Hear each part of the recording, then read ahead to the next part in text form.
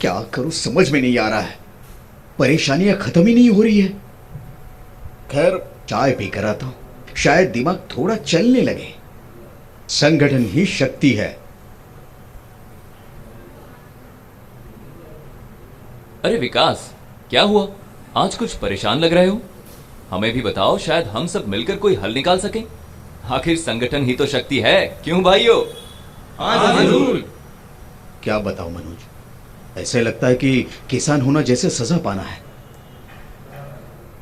हम किसानों की परेशानियां तो जैसे खत्म ही नहीं होती। शुरुआत करूं भी तो कहां से। पहले दिन तो आए भू जोताओं के लगातार टुकड़े हो रहे हैं। अच्छी गुणवत्ता वाले बीज कहां आसानी से मिलते हैं।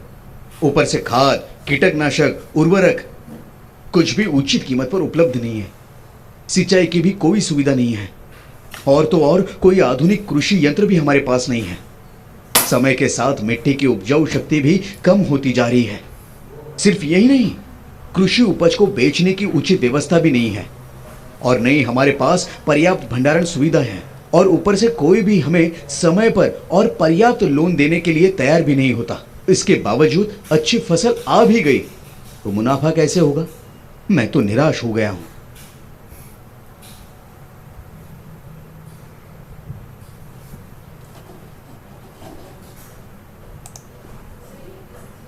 अरे विकास, पहले चाय पी। आओ, तुम्हारी सारी समस्याओं का समाधान हमारे पास है। सच में? हाँ देखो भाई विकास, हमने तो तुम्हें पिछले साल भी बताया था, हमारे साथ एफपीओ में जुट जाओ, फायदा ही फायदा है। किंतु तुमने पिछले साल भी ना सुनी। सुनते तो आज हमारी तरह सुखी और आनंदित होते। देखो, हम सब ने पिछले साल एफपीओ का खूब लाभ लिया और इस साल फसल दुगनी होने के कारण और भी फायदा होगा। हाँ, शायद तुम ठीक कह रहे हो। मैंने पिछले साल तुम्हारी बात ना मानकर गलती कर दी। किंतु अब मैं क्या करूं? कृपया मुझे बताओ कि एफपीओ क्या है और मैं इससे कैसे जुड़ सकता हूं। हम सब आज शाम पंचायत समिति के कार्यालय में एकत्रित होने वाले हैं। वहां नाबार्ड के कुछ अधिकारी हमसे बातचीत करने के लिए आ रहे हैं। क्यों ना तुम भी वहां आ जाओ।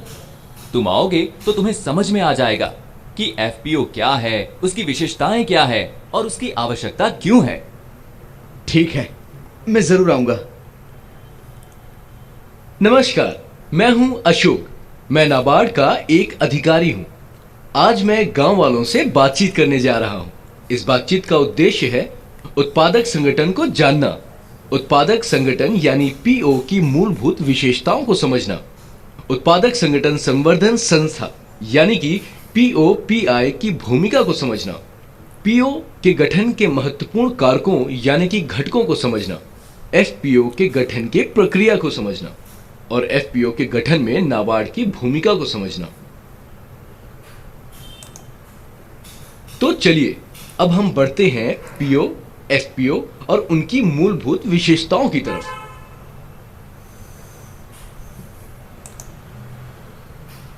नमस्कार साथियों, कैसे हो? उम्मीद है आप सब ठीक ठाक हैं। हाँ हाँ, सब ठीक है।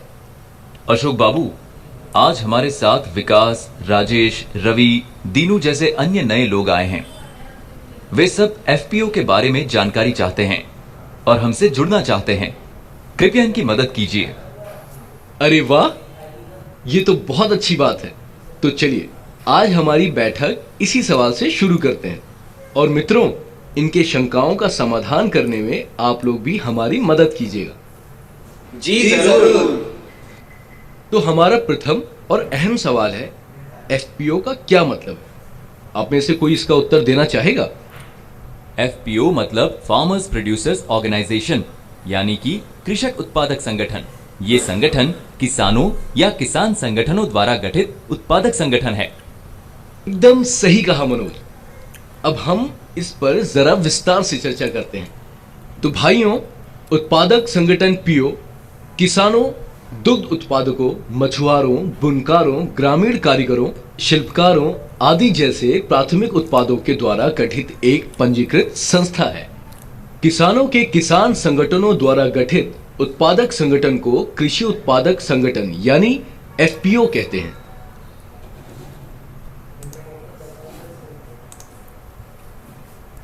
इस उत्पादक संगठन या पीओ की मुख्य विशेषताएं हैं कि ये कृषि या कृषितर की गतिविधियों के लिए उत्पादकों तथा उत्पादकों के समूह द्वारा गठित किया जाता है। ये पंजीकृत संस्था है। संगठन में उत्पादक शेयर धारक होते हैं। ये प्राथमिक उपजों अथवा उत्पादों से संबंधित व्यावसायिक गतिविधियां चलाता है। ये उत्पादक सदस्यों के लाभ के लिए काम करता है। लाभ का एक हिस्सा उत्पादकों में बांट दिया जाता है। इसके अलावा बचे हुए लाभ को एफपीओ के कारोबार के विस्तार के लिए लगाया जाता है। उत्पादक संगठन का स्वामित्व उसके उद्देश्य में निहित होता है और ये उत्पादकों का उत्पादकों द्वारा और उत्पादकों के लिए संगठन है।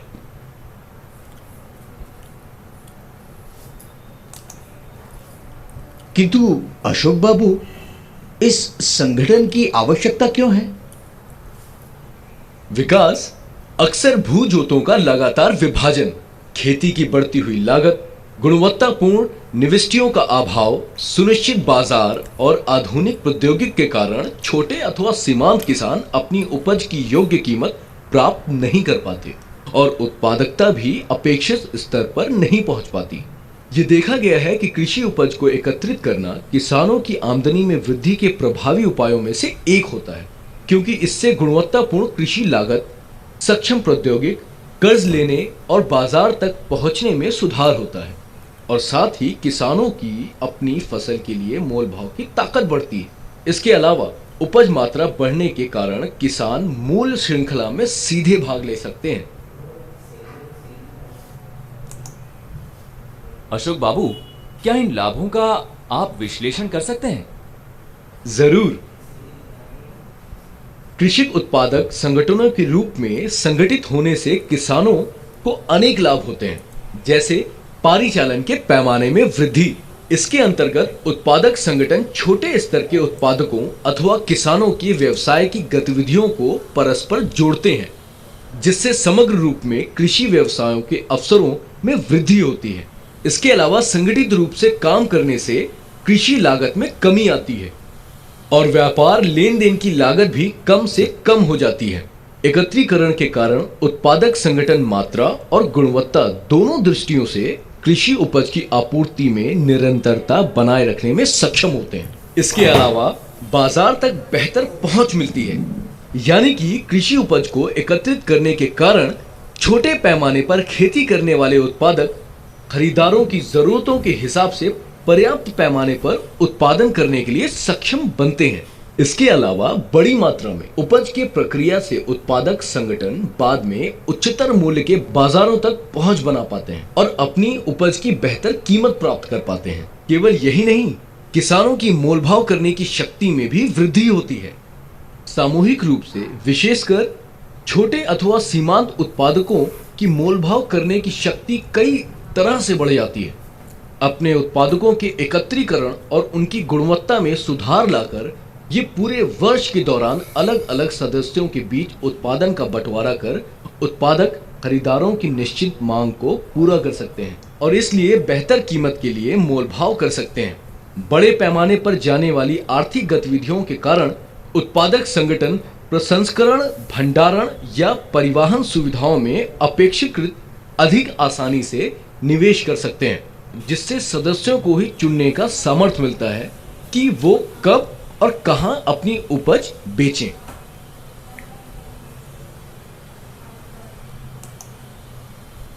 कृषक संगठन की एक और विशेषता यह है कि इससे किसान आवश्यक सेवाएं प्राप्त कर सकते हैं। किसी एक उत्पादक को कोई सेवा प्रदान करने की अपेक्षा समूह को सेवा प्रदान करना सेवा प्रदान करने वालों को लाभप्रद सिद्ध होता है। साथ ही बड़े पैमाने पर की जाने वाली आर्थिक गतिविधियों के कारण किफायत होती है। इससे विभिन्न व्यवसायों और सेवा प्रदाताओं के लिए छोटे स्तर के उत्पादकों के साथ काम करना भी अपेक्षाकृत सस्ता और आसान हो जाता है। दूसरा, उत्पादकों के संगठित और कानूनी रूप से पंजीकृत समूह व्यक्तिगत उत्पादकों की तुलना में अधिक विश्वसनीयता प्राप्त करने की और उच्च प्रोफाइल होने की संभावना है। और एक महत्वपूर्ण लाभ यह है कि हर किसान को विशेषज्ञता प्राप्त होती है। इसका मतलब यह है कि उत्पादक संगठनों से किसान या छोटे और सीमांत उत्पादन अपने संसाधनों को इकट्ठा कर सकते हैं और व्यापार में शामिल अलग अलग विशेष कार्यों में श्रम को विभाजित कर सकते हैं। इससे पीओ श्रम का अधिक दक्षतापूर्ण उपयोग कर सकती है। यही नहीं, प्रमुख कार्यों में विशेषज्ञता यानी कि जानकारी विकसित कर सकती है और अन्य सामाजिक आर्थिक गतिविधियों के लिए अपने सदस्यों का समय बचाने में सक्षम होती है। आखिरी में सबसे विशेष लाभ यह है कि सबको एक दूसरे की सहायता मिलती है। साथ मिलकर काम करने से एकता मजबूत होती है, साझी सामाजिक पूंजी का निर्माण होता है और उत्पादकों अथवा किसानों में आत्मविश्वास बढ़ता है। इसके कारण वो बाजार के उभरते जोखिमों और चुनौतियों का सामना करने और बाजार को प्रभावित करने वाली स्थानीय नीतियों और कार्य पद्धतियों को प्रभावित करने में समर्थ होते हैं।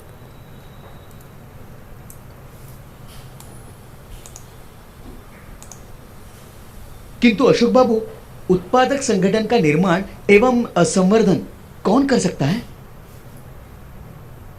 कोई भी एक व्यक्ति या संस्था जो अपने द्वारा संवर्धित किए जाने वाले उत्पादक संगठन सहित अन्य संस्थाओं के साथ कानूनी एग्रीमेंट कर सकती है।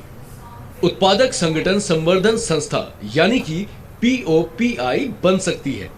उत्पादकों के सामाजिक एवं आर्थिक विकास के अच्छे उद्देश्य से उत्पादक संगठन संवर्धन संस्था सद्भावना से अपने संसाधनों का इस्तेमाल करते हुए दानकर्ताओं अथवा वित्त पोषण एजेंसी से प्राप्त वित्तीय सहायता के माध्यम से उत्पादक संगठन का निर्माण एवं संवर्धन कर सकती है। तात्पर्य, कोई भी अनुभवी व्यक्ति अथवा एनजीओ अथवा समुदाय आधारित संगठन उत्पादक संगठन का निर्माण एवं संवर्धन कर सकती है। इसके अलावा कोई कॉरपोरेट, बैंक, वित्तीय संस्थाएं, विकास एजेंसियां भी संगठन बना सकती हैं। साथ ही साथ कोई सरकारी विभाग, कृषि विज्ञान केंद्र, कमोडिटी बोर्ड, कृषि विश्वविद्यालय अथवा अनुसंधान एजेंसियां भी कृषक संगठन का संवर्धन कर सकती है। अंततः कोई भी सहकारी समिति, बड़ी उत्पादक कंपनी या उत्पादक एसोसिएशन या फेडरेशन भी उत्पादक संगठन का निर्माण एवं संवर्धन कर सकती है। अशोक बाबू, आपने पीओपीआई का नाम लिया, इसकी क्या भूमिका है उत्पादक संगठन में? हाँ मनोज, मैं उसी तरफ बढ़ रहा था।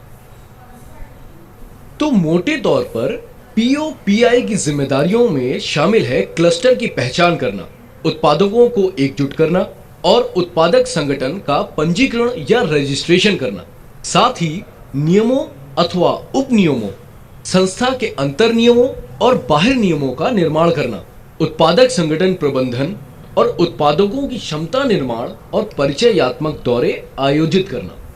इसके अलावा व्यवसाय आयोजना और संसाधन संग्रहण करना, उत्पादक संगठन में मजबूत प्रणालियां, कार्य पद्धतियां और प्रबंध सूचना प्रणाली MIS का विकास करना भी शामिल है। साथ ही में पीओपीआई व्यवसायगत निर्णयों अथवा परिचालनों, लेखा परीक्षा और अनुपालन को सुनकर बनाती है। इसके अलावा पीओपीआई तकनीकी मार्गदर्शन और सहयोग और अन्य आरंभिक सेवाएं FPO को प्रदान करती है ताकि संगठन मजबूत हो और लंबे समय तक अपना सफल व्यवसाय करती रहे। चलिए अब आगे बढ़ते हैं उत्पादक संगठन के गठन के महत्वपूर्ण कारकों की ओर। तो अशोक बाबू, क्या उत्पादकों की कमाई, उत्पादन की मात्रा, सामाजिक आर्थिक स्थिति, इन सब का उत्पादक संगठन के गठन पर परिणाम होता है? हाँ विकास, उत्पादक संगठन के गठन के समय काफी सारी महत्वपूर्ण चीजों को ध्यान में रखना चाहिए, जैसे कि उत्पादकों की कमाई के कारणों से जुड़े मुद्दे, चयनित क्षेत्र या क्लस्टर में छोटे उत्पादकों के प्रकार, उत्पादन की प्रमात्रा, सामाजिक आर्थिक स्थिति, बाजार की संभाव्यता इत्यादि। इसके अलावा संगठन के गठन पर और भी कई चीजों का परिणाम होता है। उदाहरणार्थ, मौजूदा बाजार में उत्पादन की वर्तमान और भविष्य की मांग, निवेश करने, नई प्रौद्योगिकी अपनाने और सामूहिक कार्य करने की उत्पादकों की इच्छा, और साथ ही बाजार श्रृंखला और बाजार वातावरण में विद्यमान चुनौतियां, अचानक आने वाली प्रतिकूल परिस्थितियां, मौसम परिवर्तन के कारण बाजार पर असर भी महत्वपूर्ण है। साथ ही आसपास के क्षेत्रों अथवा जिलों के बड़े खुदरा व्यापारियों या प्रसंस्करण कंपनियों द्वारा संसाधित उत्पादों या आधे तैयार माल का पता होना भी उतना ही जरूरी है। कृषि आधारित उद्योग के विकास के लिए सरकारी विभागों, एनजीओ, निजी कंपनियों और विशिष्ट कार्य क्षेत्र में काम करने वाली अन्य एजेंसियों से प्राप्त होने वाली सहायता की संभावनाओं की पड़ताल करना भी जरूरी है। अंततः उत्पादक संगठन में शामिल होने वाले सदस्यों से मिलने वाले लाभ और शामिल न होने से होने वाली हानि से भी अवगत होना एक आवश्यक कारक साबित होता है। चलिए अब आगे बढ़ते हैं उत्पादक संगठन के गठन के महत्वपूर्ण कारकों की ओर।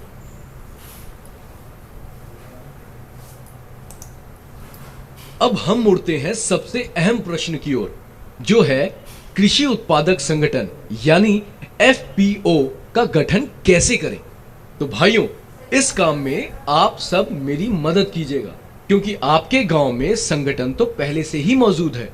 तो बताओ मनोज, हमारा सबसे पहला चरण क्या था?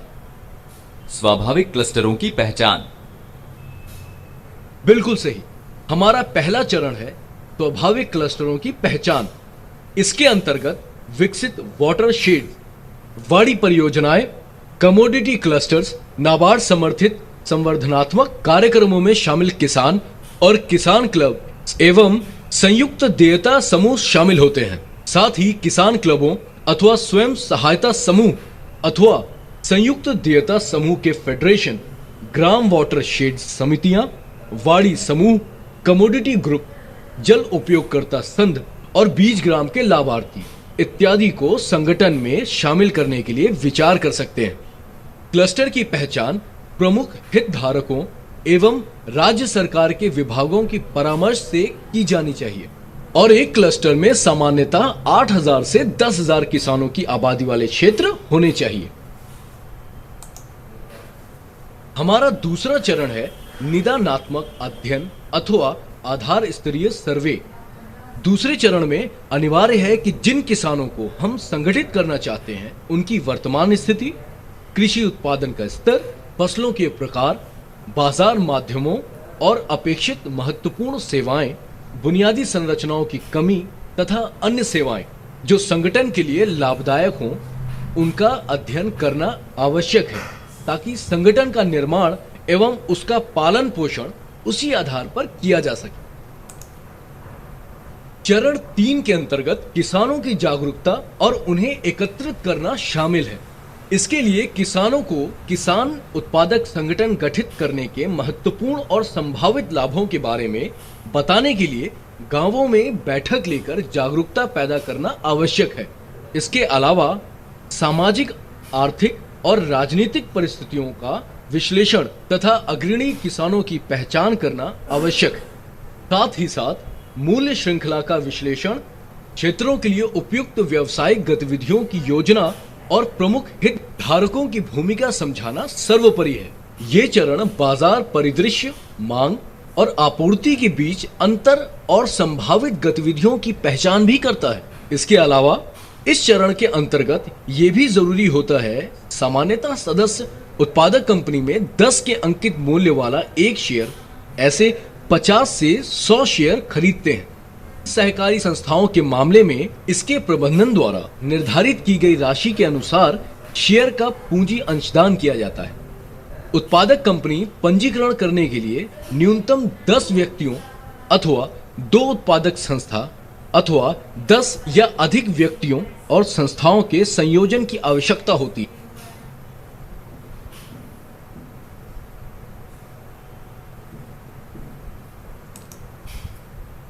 अब हम बढ़ते हैं अपने अगले चरण की ओर, जो है उत्पादक संगठन की संरचना और गठन। जब क्लस्टर के किसानों अथवा अनौपचारिक समूह को कृषक उत्पादक संगठन की संकल्पना और उसमें निहित व्यवसाय, व्यवसायिक जोखिमों और कृषक उत्पादक संगठन के रूप में एकजुट होने के सकारात्मक प्रभावों की पर्याप्त समझ हो जाए तो उन्हें साथ मिलकर एफपीओ गठित करने में सहयोग प्राप्त होता है। परंतु इसके लिए कम से कम 100 किसानों की आरंभिक शेयरधारिता वाली सदस्यता स्थापना करना जरूरी है।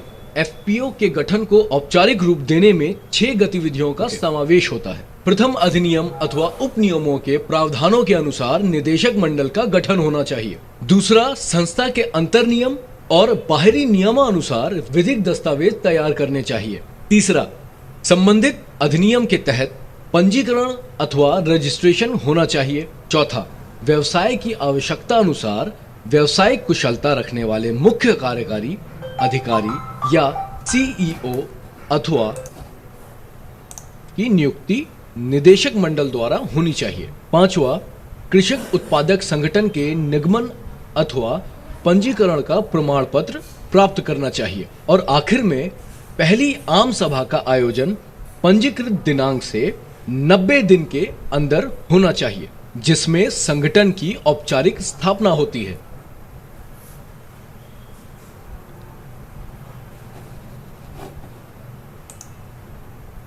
कृषक उत्पादक कंपनी के गठन के लिए 2 महत्वपूर्ण कार्य हैं। पहला, विधिक दस्तावेज तैयार करना और दूसरा, पंजीकरण। पंजीकरण के अंतर्गत नामित निदेशकों के डिजिटल हस्ताक्षर प्राप्त करना अनिवार्य है। साथ ही संस्था नाम की उपलब्धता के लिए आवेदन करना यानी कि फॉर्म 13 का होना जरूरी है। इसके अलावा नाम उपलब्ध हो जाने के बाद आवश्यक दस्तावेज तैयार करने होंगे। आवश्यक दस्तावेजों की सूची में शामिल होते हैं संस्था के बाहर नियम, संस्था के अंतर नियम यानी कि AOA, पंजीकृत कार्यालय के लिए फॉर्म संख्या 18, निर्देशकों की नियुक्ति के लिए फॉर्म संख्या 32, प्रस्तावित निदेशकों के लिए DIN हेतु ऑनलाइन आवेदन करना और फॉर्म 1।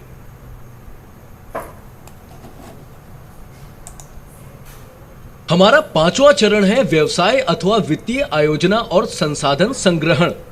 इस चरण के अंतर्गत POPI के सहयोग से निदेशक मंडल के सदस्य और चुने हुए उत्पादक निदानात्मक अध्ययन सदस्यों के साझा दृष्टिकोण, प्रकृति और वस्तुओं के दायरे, संस्था की संरचना, भंडारण की बुनियादी संरचनाओं, तकनीकी विस्तार, गुणवत्तापूर्ण निविष्टियों आदि तथा बाजार परिदृश्य क्षेत्र में व्यवसाय के विकल्पों अथवा संभाव्यताओं एवं वित्तीय क्षमता को ध्यान में रखते हुए व्यवसाय की आयोजना का कार्य कर सकते हैं। उसके अनुसार परिचालन योजना तैयार की जाएगी और बैंकों, अन्य उधारदाता एजेंसियों, कॉरपोरेटों की CSR निधियों आदि जैसे विविध संभव निधि स्रोतों से वित्तीय संसाधनों का संग्रहण किया जाएगा। हमारा 6वां चरण है क्षमता निर्माण और प्रबंध सूचना प्रणाली का विकास। चूंकि FPO को अपनी वाणिज्यिक व्यवसाय गतिविधियां प्रतिस्पर्धात्मक वातावरण में चलानी होंगी, जिससे कई प्रकार के जोखिम होंगे, इसलिए ये अत्यंत महत्वपूर्ण है कि CEO और FPO के प्रबंधन और अन्य प्रमुख सदस्यों की पर्याप्त क्षमता निर्माण होना आवश्यक है। क्षमता निर्माण के महत्वपूर्ण क्षेत्रों में व्यवसाय विकास, मानव संसाधन प्रबंधन, वित्तीय और व्यवसाय संबंधी निर्णय लेना, विपणन की तकनीकें, लेखा का रखरखाव और विभिन्न आवश्यक अनुपालन आदि शामिल हैं। इस चरण के अंतर्गत इन गतिविधियों का पूर्ण होना आवश्यक है। हमारा आखिरी चरण है अन्य हितधारकों के साथ सामंजस्य, कृषि उत्पादकता में वृद्धि और किसानों की आय में सुधार के लिए केंद्र अथवा राज्य सरकार कृषि विकास से जुड़े विभिन्न संगठनों के साथ मिलकर कई योजनाएं चला रहे हैं। FPO को अन्य एजेंसियों के साथ उचित संबंध स्थापित कर और प्रयासों में सामंजस्य लाते हुए इन योजनाओं का लाभ उठाने में सक्षम होना चाहिए। इसलिए ये आखिरी चरण FPO को सक्षम बनाने का मौलिक और बुनियादी चरण है।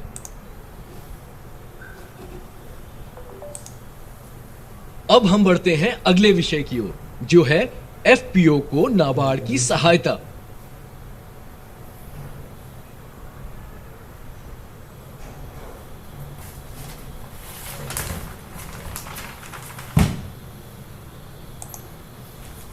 तो भाइयों, क्या अब आपको कृषक उत्पादक संगठन की संकल्पनाएं और कार्य पद्धतियां समझ में आ गई?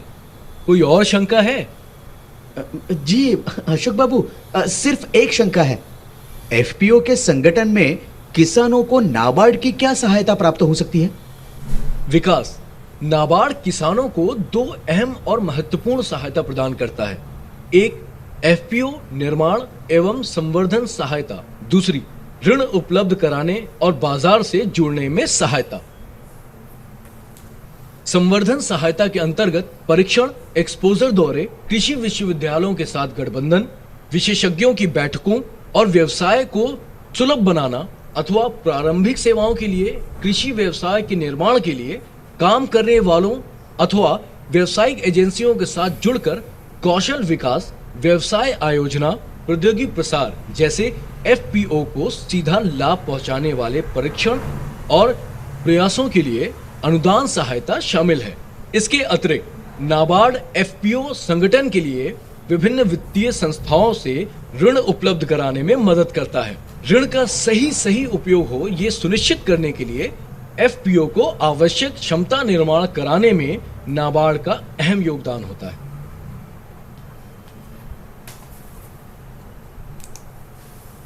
चलिए अब बढ़ते हैं सारांश की ओर। क्या अब सारे प्रश्नों का निवारण हो गया?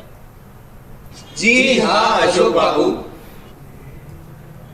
तो चलिए फिर हम अंत में इस पूरी बैठक की संक्षेप में चर्चा करते हैं। इस बैठक के दौरान हमने सीखा कि किसानों तथा अन्य प्राथमिक उत्पादकों द्वारा गठित उत्पादक संगठन को कृषक उत्पादक संगठन यानी कि एफपीओ कहते हैं। उत्पादक संगठन का संवर्धन कोई भी अनुभवी व्यक्ति, कॉरपोरेट, बैंक, सरकारी विभाग, बड़ी उत्पादक कंपनियां अथवा उत्पादक एसोसिएशन या फेडरेशन कर सकते हैं। इसके अलावा उत्पादक संगठन के संवर्धन में पीओपीआई की महत्वपूर्ण भूमिका है।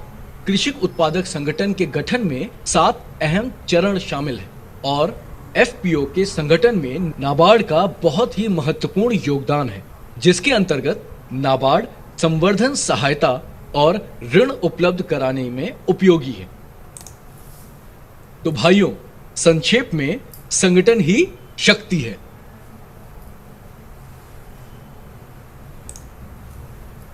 अब समय है आपके ज्ञान की जांच का।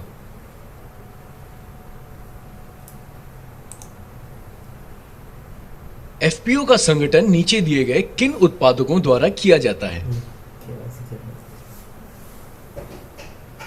एक काम कर, ले ले उससे कम इसमें। सही जवाब।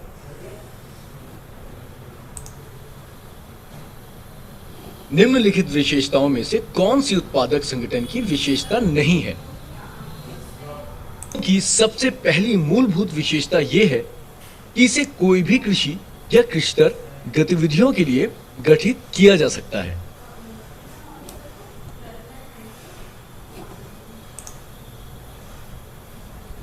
प्रबंध सूचना प्रणाली MIS का विकास ये किसका काम है? POPI यानी उत्पादक संगठन संवर्धन संस्था। इसकी कई भूमिकाओं में से एक भूमिका है उत्पादक संगठन में मजबूत प्रणालियां और कार्य पद्धतियां विकसित करना और प्रबंध सूचना प्रणाली यानी कि MIS का विकास करना।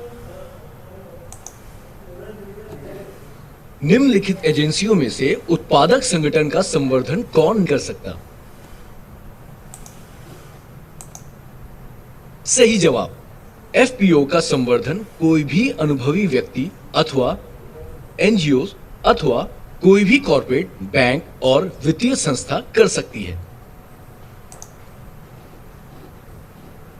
ये एफपीओ के कारण किसानों को होने वाले अनेक लाभों में से एक महत्वपूर्ण लाभ है।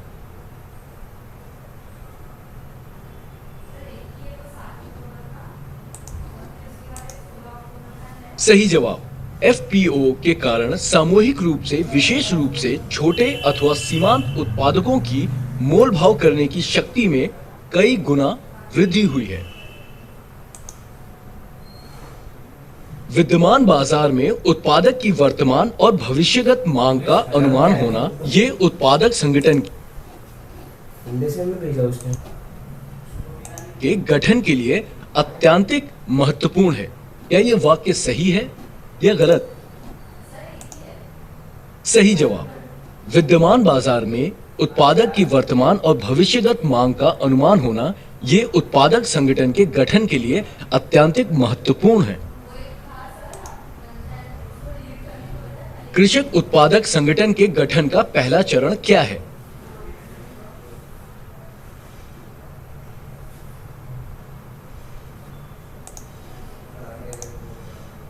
सही जवाब।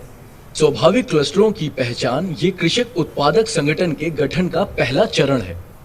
इसके अंतर्गत विकसित वाटरशेड, वाड़ी परियोजनाएं, कमोडिटी क्लस्टर्स, नाबार्ड समर्थित संवर्धनात्मक कार्यक्रमों में शामिल किसान और किसान क्लब अथवा संयुक्त देयता समूह शामिल होते हैं। एफपीओ के पंजीकरण के लिए कौन से फॉर्म भरना जरूरी है?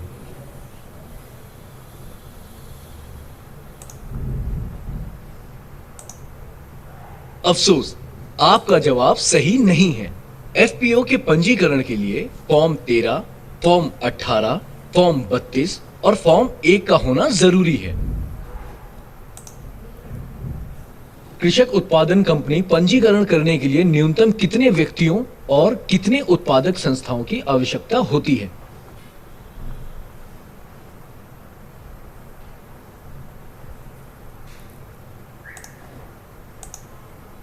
सही जवाब। कृषक उत्पादन कंपनी के प्रबंधन में न्यूनतम और अधिकतम कितने सदस्यों की आवश्यकता होती है?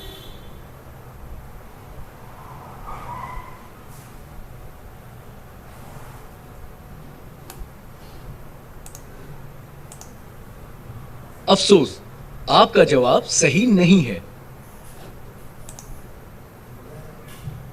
कृषक उत्पादन संस्था का पंजीकरण निम्न में से किस एक्ट के तहत किया जाता है? सही जवाब। कृषक उत्पादन संस्था में मुख्य कार्यकारी अधिकारी की नियुक्ति कौन करता है? अफसोस, आपका जवाब सही नहीं है। बोर्ड मीटिंग का आयोजन होना चाहिए।